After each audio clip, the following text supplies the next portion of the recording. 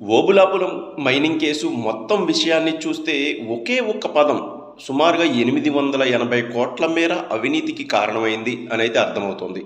ఆ పదమే captive mines అని రాయకుండా అంటే సొంతానికి వాడుకోవడం, సొంతానికి మాత్రమే గనులను తవ్వడం అనేది రాయకుండా అధికారులు మొత్తం తతంగం నడిపించబట్టే అత్యంత విలువైన ఇనుమును విదేశాలకు అమ్ముకొని గాలి జనార్దన్ రెడ్డి సుమారుగా 880 కోట్ల మేర అవినీతికి పాల్పడ్డారు అనేది ప్రధాన అభియోగం.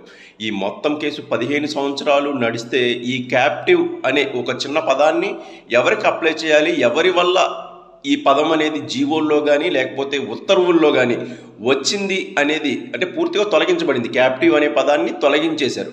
తొలగించి ఉత్తర్వులు ఇచ్చింది ఎవరు అనే దాన్ని విచారణ నిర్వహించడానికి, తర్వాత దానికి కారకులైన వారికి శిక్షలు వేయడానికి ఇంతకాలం పట్టిందని అర్థమవుతోంది.